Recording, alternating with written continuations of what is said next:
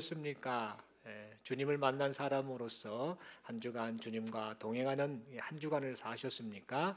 그리고 2023년 본질에 충실한 교회를 우리가 소망하고 내 자신이 되기를 소망하며 한 해를 보내고 있는데, 이 본질에 충실한 성도로서 교회 공동체로서 하나님을 사모하고 하나님의 말씀을 사모하고 기도하는 일에 힘쓰고 또 예배를 사모하고 또 사랑하고 격려하고 전도하고 선교하는 일에 힘쓰는 그런 마음으로 한 주간을 살아가셨습니까? 한번 이 질문을 가만히 들어보시고 다시 한번 마음 가운데 결단하고 또 결단하고 하나님 도와주옵소서라고 그렇게 고백하며 하나님이 기뻐하시는 본질에 충실한 우리 모두가 될 수 있기를 간절히 소망합니다. 옆에 분에게 서로에게 인사하겠습니다. 본질에 충실한 우리가 됩시다. 네, 감사합니다. 이 시간 저는 화목해하는 사람이라는 제목 가지고 함께 하나님 말씀 받기를 원합니다.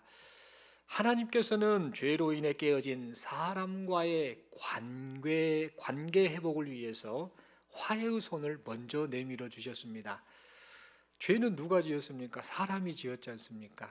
그리고 배신을 누가 했습니까? 사람이 배신했지 않습니까? 창조주 하나님을 향해 이 피조물이 말씀을 거역하고 나도 내 방식대로 하나님처럼 내가 스스로 모든 것 결정하고 살아보리라 라고 하며 하나님 앞에 죄를 짓고 범죄했는데, 그 인간이 그렇게 했는데 아무 잘못이 없으신 하나님께서 사람과의 관계 회복을 위해서 먼저 손을 내밀어 주셨습니다. 왜 그러셨을까?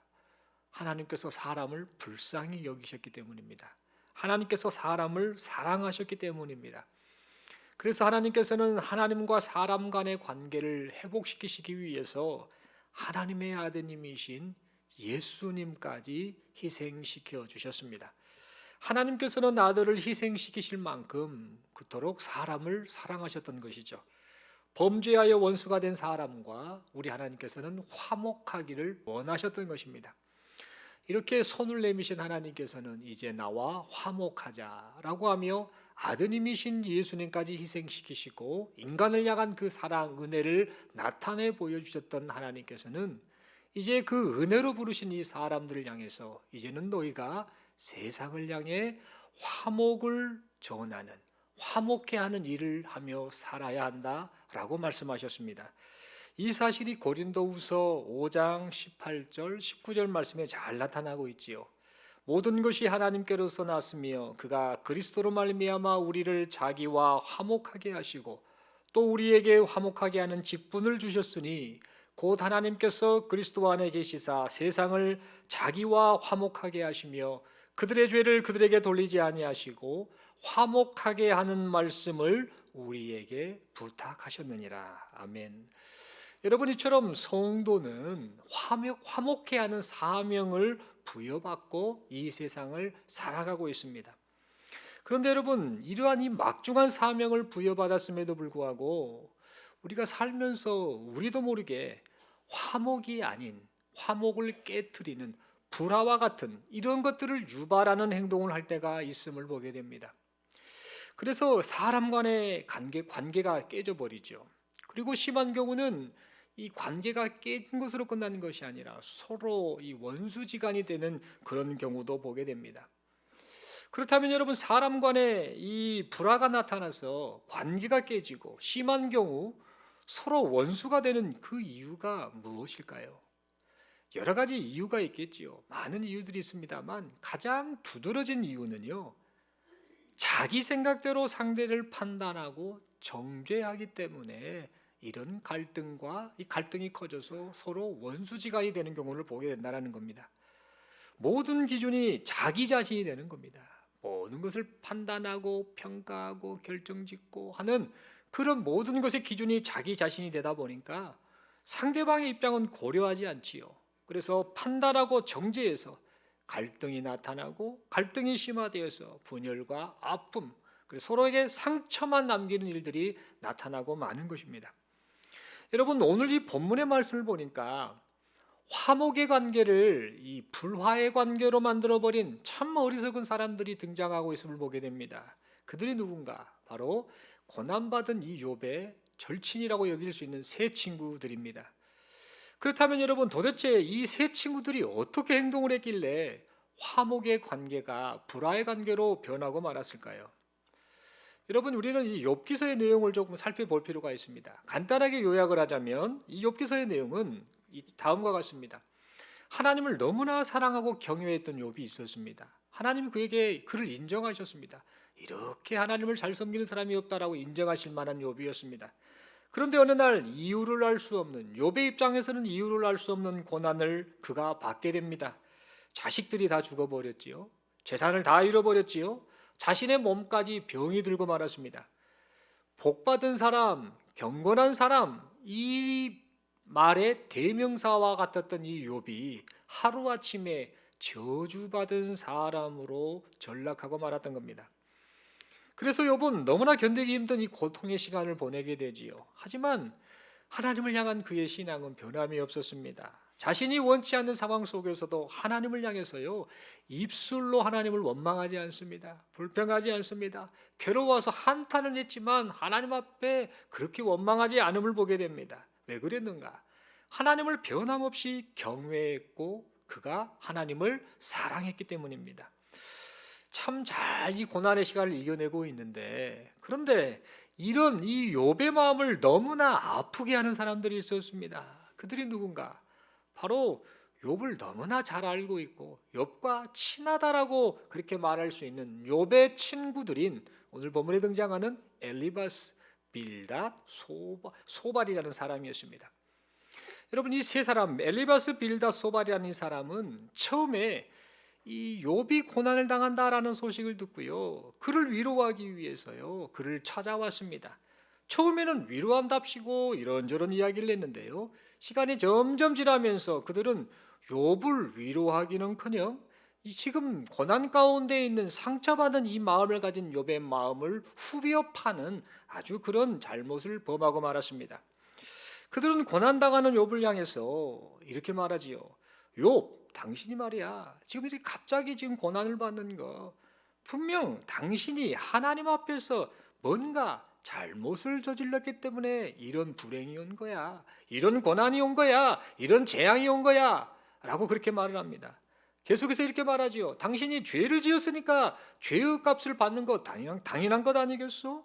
그러니까 어서 빨리 회개하시오 라고 하면서요, 다짜고짜 욥의 형편, 욥의 마음, 욥의 상태는 모른 채 그들은 그렇게 욥에게 상처가 될 만한 말을 했던 것입니다. 그들은 위로하러 왔다고 해놓고는요, 욥을 향해 위로가 아니라 상처만 더 심어주는 그런 말을 쏟아내고 있었던 겁니다. 욥의 입장이 어떻겠습니까? 얼마나 힘이 들겠습니까? 정말 하나님 한 분만 바라보고 그렇게 살아가는 욥이었는데, 예기치 않은, 자기가 원치 않고 왜 이런 고난이 왔는지도 모르는 이 고난 가운데 있는 이 욥의 마음이 얼마나 힘들었겠습니까? 그런데 자기를 잘 안다라고 하는 친구들이 와서 위로는커녕 상처 주는 말을 그렇게 쏟아내고 있으니 욥의 마음이 얼마나 괴로웠겠습니까? 그래서 욥은 대답을 하지요. 아닙니다. 그게 아닙니다. 나 정말 하나님 중심으로 하나님만 바라보고 살았습니다 라고 그렇게 말을 합니다. 그럼에도 불구하고 그 누구도 욥의 말을 들으려고도 하지 않고 믿으려고도 하지 않았습니다. 여러분, 욥의 이 세 친구가 욥의 말을 들으려고도 하지도 않고 믿으려고도 하지 않았던 이유가 도대체 무엇 때문일까요? 그 이유는 이 욥의 친구들이 지극히 자기중심적인 편협된 생각을 가지고 있었기 때문입니다. 그들 안에 모든 판단의 기준이 자기 생각입니다. 자기 논리고 자기 경험입니다. 하나님을 믿고 섬긴다라고 하는 그들의 신앙 역시 지극히 자기중심적인 생각을 가지고 하다 보니 욥의 지금 겪고 있는 상황을 보니 이것은 분명히 이렇다라고 단정짓고 욥의 마음을 그렇게 후벼 팠던 것입니다. 여러분, 그들은 자신들이 하나님을 잘 알고 있다라고 착각을 했습니다. 그래서 자신들의 생각을 바른 신앙의 원리이자 하나님의 뜻으로 여기며 그렇게 확신을 했습니다. 그러다 보니까 고통 중인 욥을 향해서 위로가 아닌 정죄와 비판을 쏟아붓고 말았던 것입니다. 여러분, 지금 이 욥의 세 친구들이 욥에게 왔으면 가장 우선시해야 될 게 무엇이겠습니까? 옳고 그름을 따지는 것이 중요한 것이 아니라 지금 고난당하고 있는, 아파하고 있는, 어찌할 바를 몰라 하는 절망 가운데서 죽어가고 있는 이 친구 욥, 이 욥을 위로하는 것이 가장 중요한 거 아니겠습니까? 그런데 그들은 자기중심적 생각으로 꽉 차 있다 보니까 욥을 정죄하였고 욥에게 커다란 고통을 주고 말았던 것입니다. 그렇다면 여러분, 하나님께서는 이 욥을 비판하고 있는, 그리고 정죄하고 있는 이 욥의 세 친구를 보시고 어떠한 반응을 보이셨을까요? 여러분, 하나님께서는 스스로 옳다라고 여기고 또 내가 하나님의 뜻을 잘 알고 있다라고 자부하면서 함부로 욥을 비판했던 욥의 세 친구들 향해서요 크게 화를 내셨습니다. 대노하셨습니다. 오늘 보면 7절 8절 말씀을 보면은요 하나님께서는 욥을 어떻게 말씀하시냐면요 내 종 욥이다라는 표현을 합니다. 그것도 4번씩이나 반복하면서 내 종 욥, 내 종 욥이라는 표현을 쓰고 있습니다. 욥은 하나님 보시기에 특별한 존재라는 겁니다. 너무나 사랑스러운 존재라는 겁니다.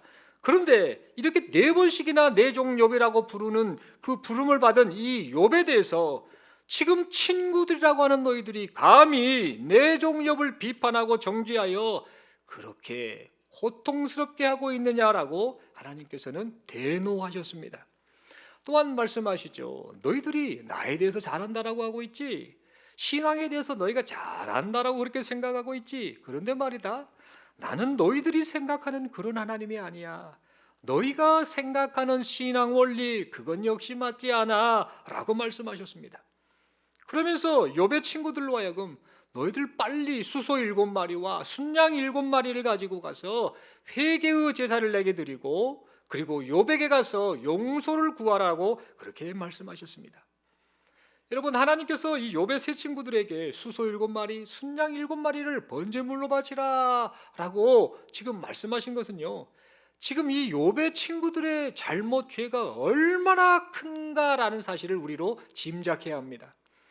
여러분, 이 욥이 살던 시대는요 레위기 말씀, 제사법을 하나님이 가르쳐 주셨던 시대보다는 훨씬 앞 시대입니다만 어쨌든 이 욥이 살던 시대보다 훨씬 이후에 제사법이 제정되긴 했지만 제사법이 기록된 이 레위기 말씀을 보면은요 제사장이나 온 회중이 범죄하였을 경우에 수소 1마리를 하나님 앞에 제물로 바쳐 속죄제를 드리도록 하셨습니다.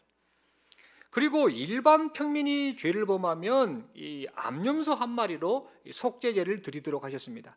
그러니까 제사장, 그 백성들을 하나님 앞에 인도하고 또 제사를 담당하는 이 제사장이 범죄하거나 온 회중이 죄를 지었을 때 수소 1마리면 됐는데 오늘 본문에 보니까 욥의 친구들에게는 하나님이 지금 수소 7마리와 순양 7마리로 제사를 드리라고 말씀하고 계심을 보게 됩니다. 무려 7배의 제물이 지금 바쳐지고 있는 것이죠. 여러분, 우리가 이것을 통해 무엇을 생각할 수 있는가? 하나님께서 보시기에 이 욥의 친구들의 잘못이 얼마나 악했으면 감히 내 종 욥을 너희가 비판하고 정죄하느냐, 고통을 주느냐라고 생각하시면서 그들의 죄가 얼마나 악하게 여겨지셨으면 수소 7마리, 순양 7마리나 되는 제물을 하나님 앞에 번제로 드리라고 하셨을까요? 참 이 부분을 보면서 우리는 많은 생각을 해보게 됩니다. 그런데 여러분, 만약에 여기 모인 우리 모두가 욥의 세 친구와 같이 자기중심적인 편협된 생각으로 우리와 함께하는 이들을 판단하고 정죄하고 있다라고 한다면 여러분, 우리의 이웃들의 마음이 얼마나 힘이 들까라는 생각을 해보게 되고 또한 그 모든 모습을 지켜보고 계시는 하나님께서는 얼마나 아파하시고 뭐라고 말씀하실까라는 질문을 해보게 됩니다.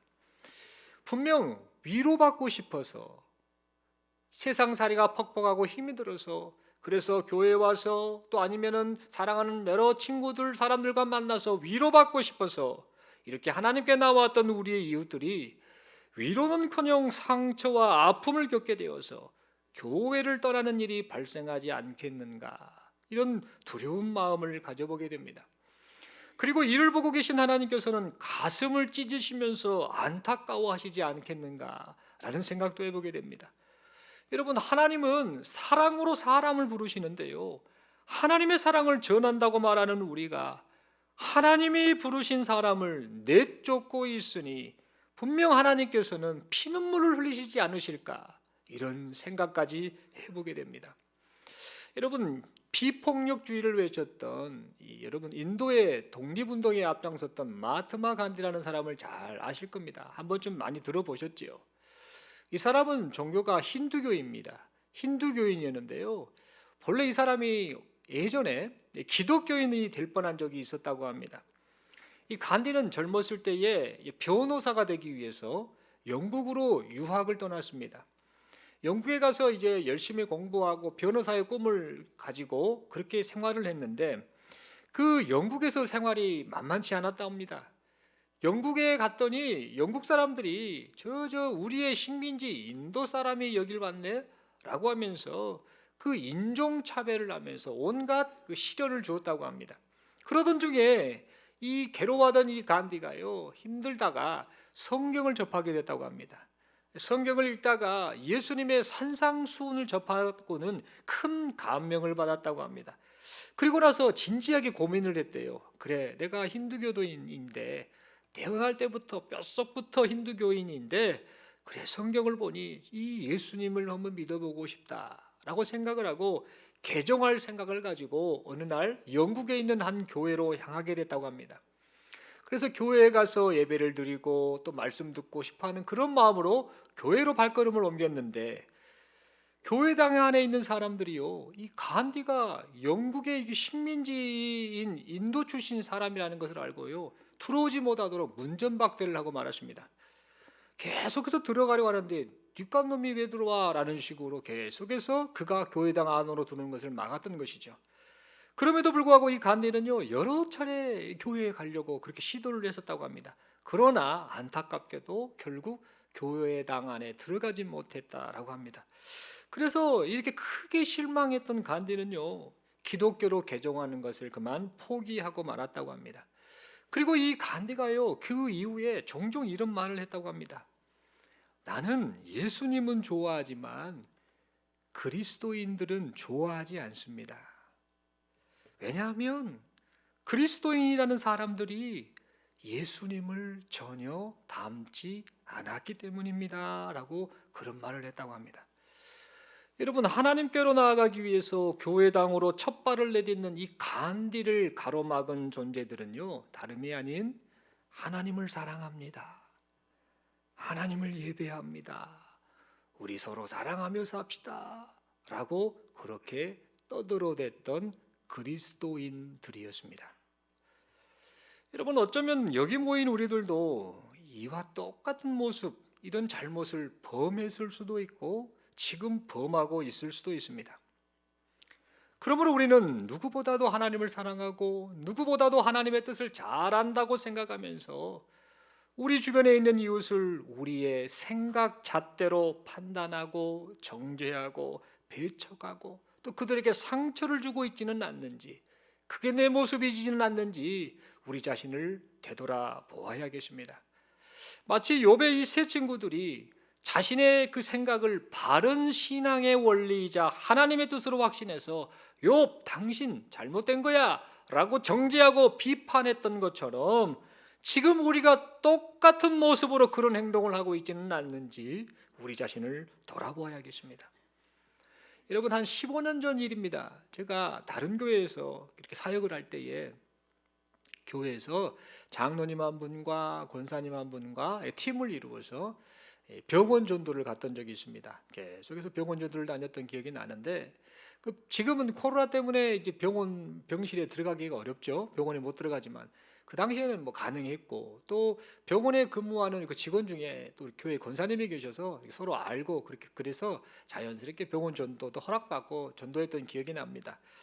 이렇게 병실에 방문해 하면서 전도지와 작은 선물을 가지고 이 병실에 들어가면서 별 말은 안 하지요. 건강하시고 빠른 회복을 위해서 기도합니다, 힘내세요 하고, 또 이런저런 이야기도 듣고 어디가 아프셨어요, 아유 힘내세요, 이렇게 따뜻한 말로 복음을 전했습니다. 그렇게 전도지와 그리고 이 작은 선물을 잠깐 드리면서 이렇게 전도할 때에 사람들의 반응이 다양했습니다. 어떤 분들은 아이고 선생님 감사합니다, 기도해 줘서 참 고맙소이, 이렇게 하신 분도 있었고, 또 어떤 분들은 됐어요, 그냥 놔두고 가세요 라고 하시는 분도 있었고, 다양한 반응이 있었습니다만 대부분의 사람들이 전도하는 우리를요 그래도 친절하게 대해 주셨습니다. 그런데 환자들 중에요, 전도하는 우리를 보고요 굉장히 불쾌해하는 남자분이 한 분 있었습니다. 지금 기억으로 그때 나이가 한 40대 초중반으로 보였습니다.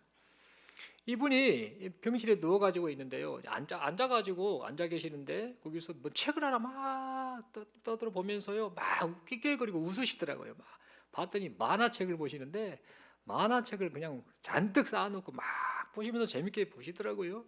저희가 이제 다른 그 병실 안에 뭐 6인실이면 다른 사람한테 다 이렇게 전도지 드리고 선물, 작은 선물 드리고 전도하고 있을 때에 이분이 힐끗힐끗 쳐다보더라고요. 힐끔힐끔 쳐다보면서 뭐 어쩐가 보자 하셨겠죠. 그러더니 저희들이 이렇게 전도지도 드리고 또 따뜻한 말을 건넬 때에 그 만화책을 볼 때는 그렇게 웃던 그분이 인상을 팍 쓰면서요 굉장히 불쾌했습니다. 그리고 오지 말라고 막 하면서 그러셨습니다. 그래도 그러던가 싶고 그냥 그래서 그러려니 하고 다음 주에도 그 다음 주에도 계속해서 병원 방문해서 또 위로하고 격려하는 일을 했습니다. 그런데 이제 그 한 몇 주가 지났을 때에 그 유독 과민 반응을 하고 저희들에 대해서 굉장히 경계하고 불쾌해하던 그 40대 초중반의 남자분이 저에게 말을 걸더라고요.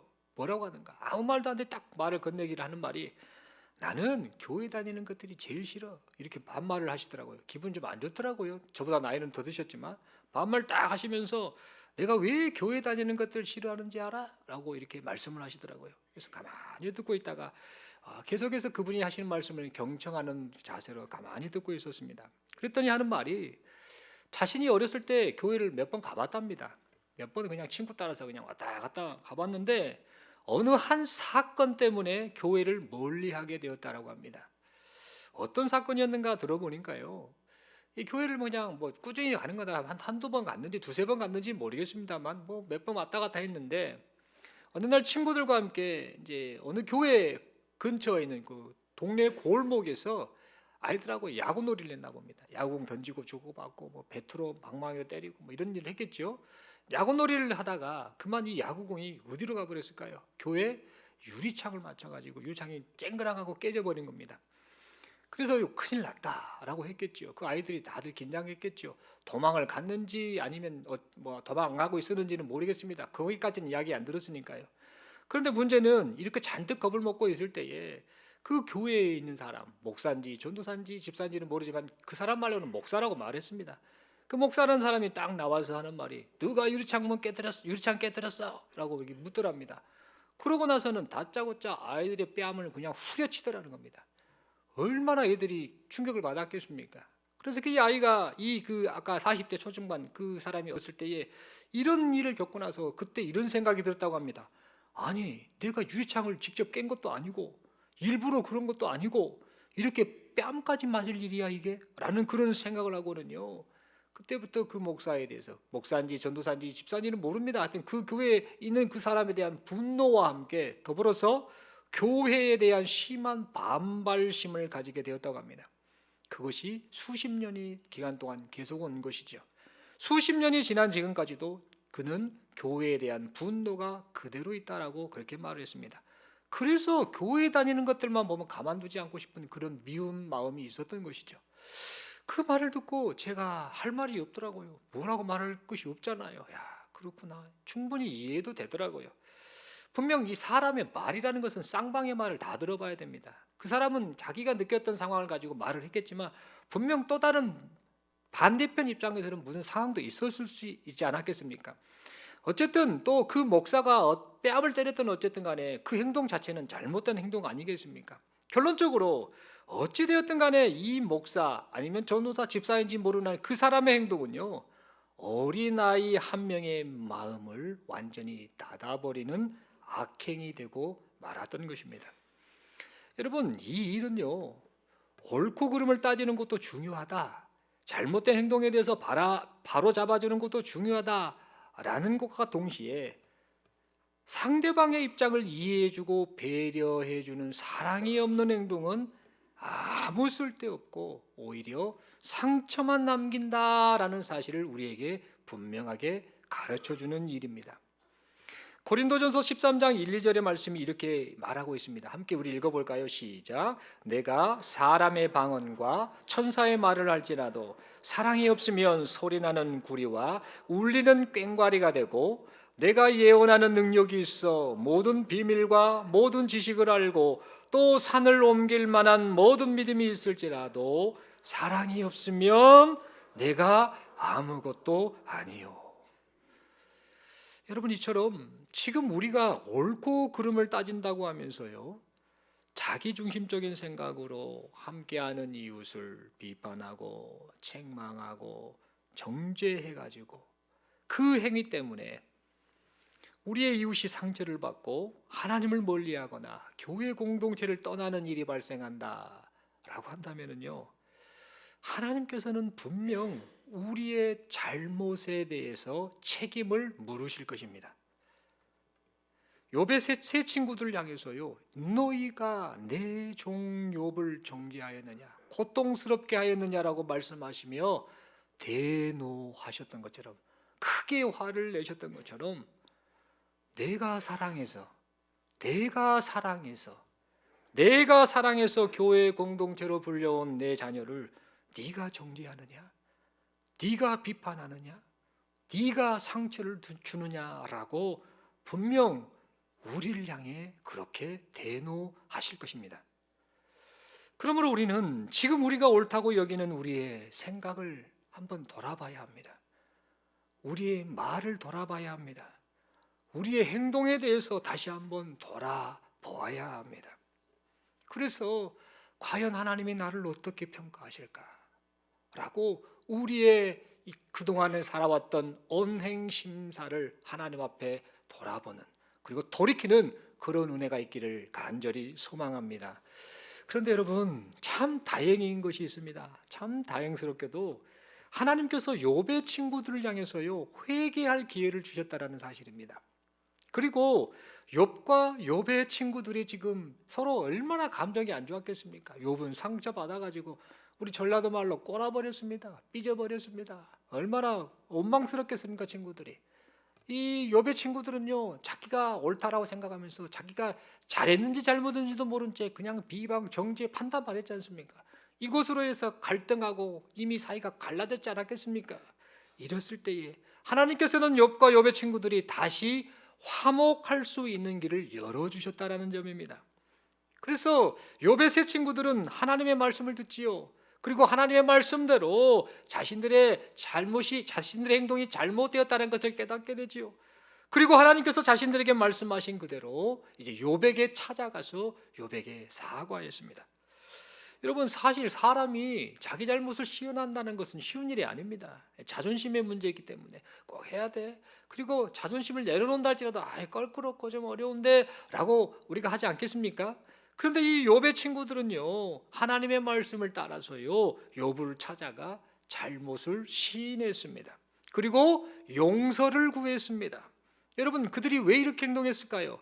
그 이유는 자신들에게 찾아오신 하나님, 임재하셔서 말씀하신 하나님을 인정했기 때문입니다.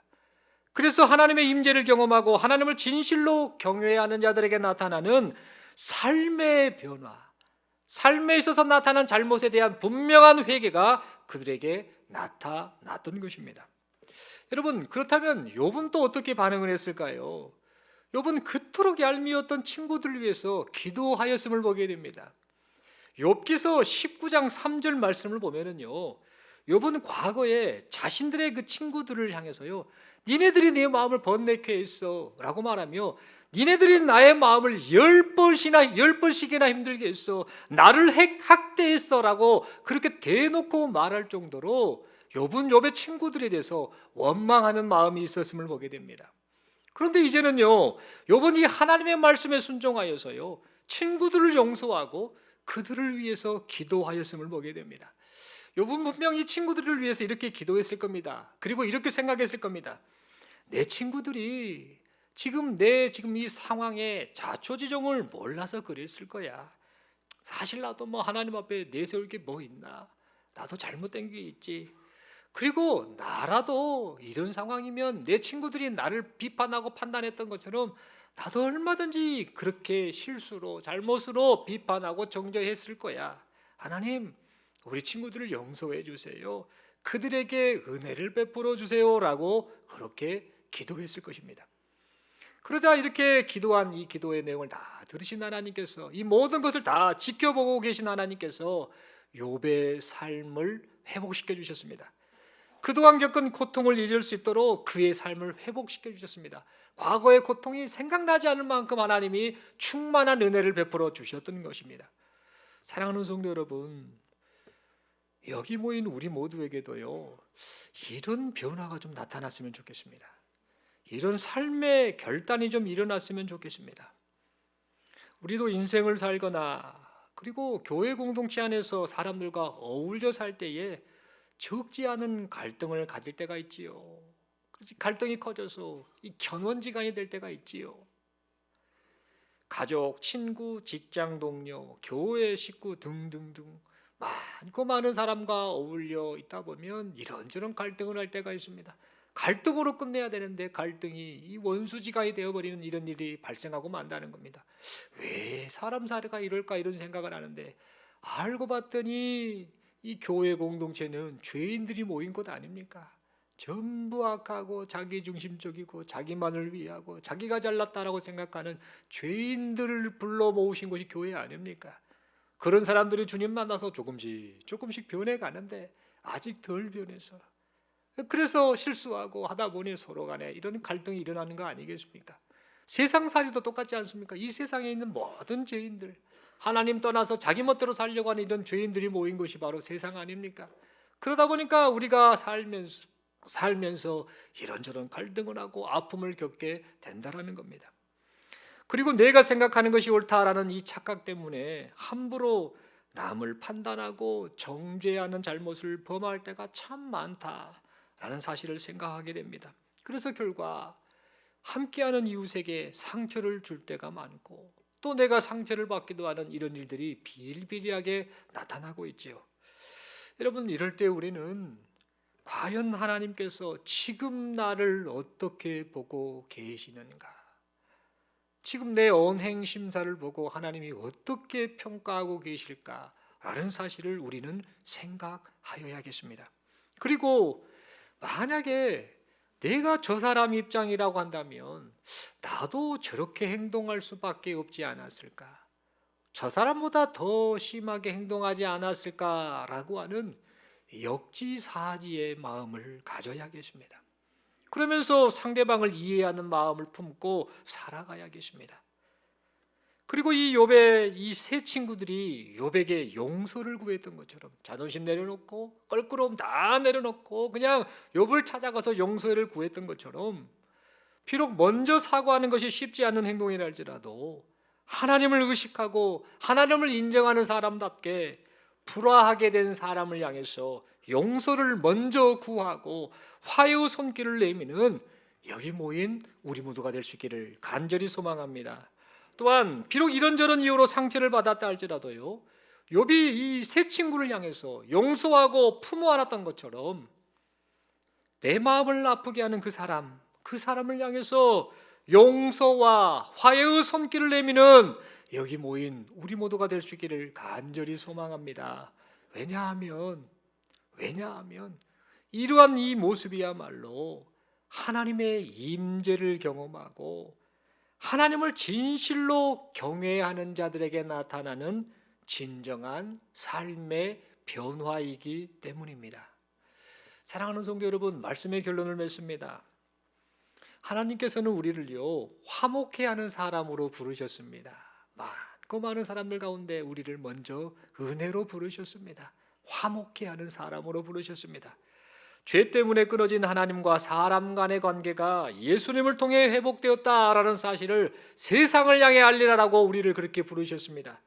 그러므로 우리 모두는 화목해 하는 직분이 우리에게 주어졌음을 기억하면서 세상을 향해 구원자이신 예수님을 전하며 살아가는 우리 모두가 될 수 있기를 소망합니다.